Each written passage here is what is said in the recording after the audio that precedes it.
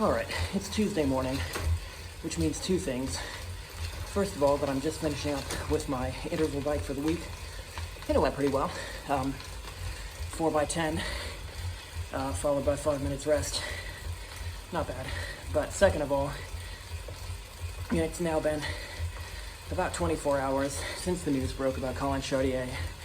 And of course, everyone has weighed in on it on social media and given their thoughts and opinions and emotions, I guess.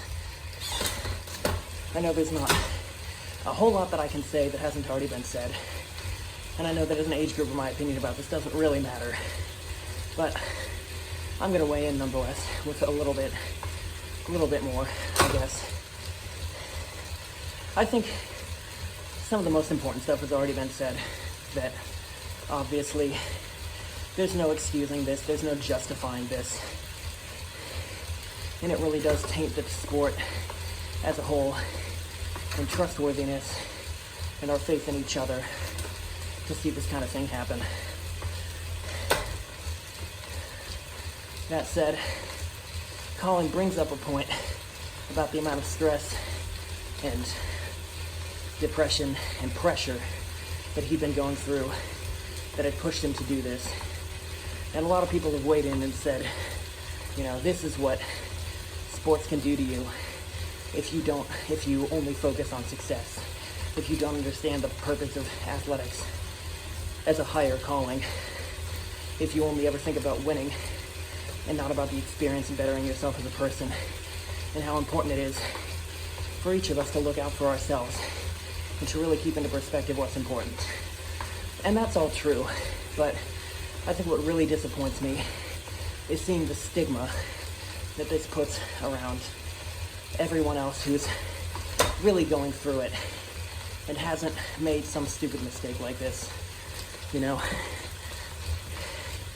This is something that happens with people suffering from mental illness all the time, that they get ostracized and stigmatized because of the actions of a few people, whether that's because of acts of violence or, in this case, cheating and dishonesty.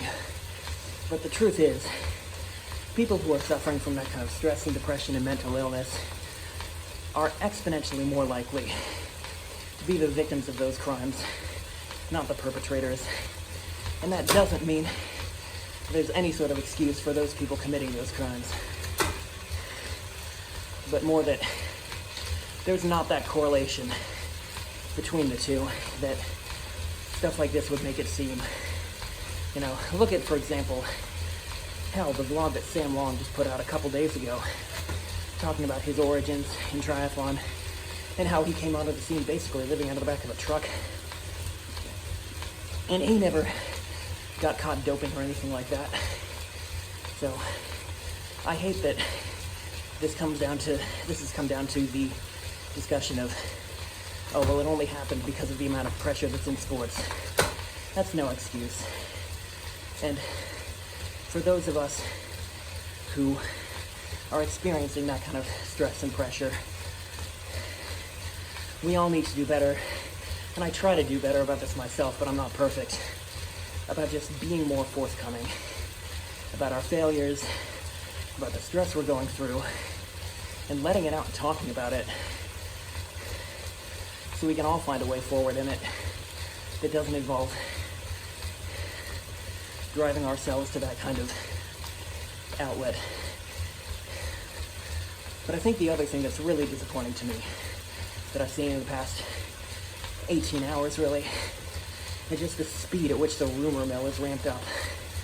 All the accusations and speculation and baseless conjecture about how far this goes.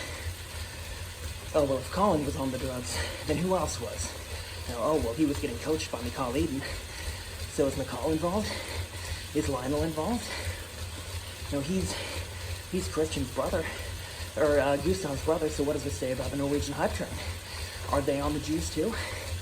And I'm just so disappointed that is what this has done to our dialogue as a sport.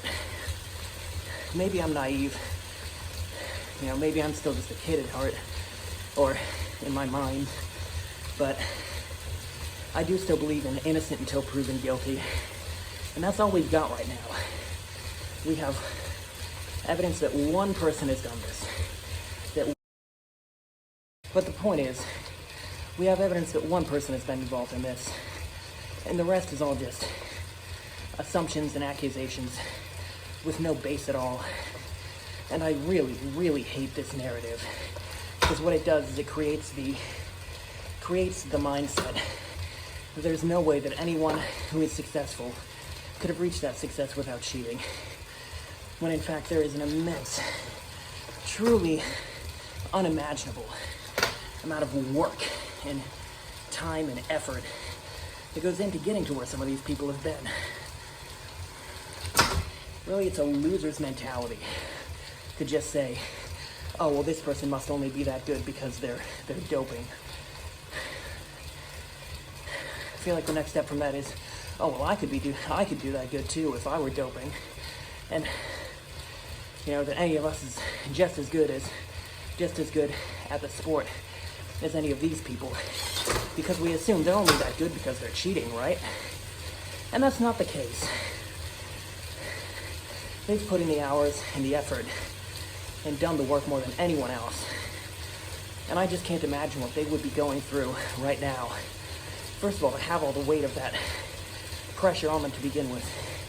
But second of all, to have everyone else's disdain for something they haven't even done, as far as we know. So, I know you shouldn't have heroes. I know you shouldn't have idols. But for Christ's fucking sake, at least let us have role models. At least let us look up to people in the capacity that they've done something really impressive that we want to do too. That doesn't have to just be because of doping. Right now it's innocent until proven guilty. That's all we've got. And until there's proof, there's evidence that anyone else has been involved, I don't buy it. And maybe I'll eat my words. If the evidence comes out, I'll concede that too. I'm not going to fight it, just for the sake of keeping someone up on a pedestal. But I'm also not going to drag them down just on an assumption or on guilt by association. And I hope the rest of us can leave that crap behind us too, because it destroys what this sport is. I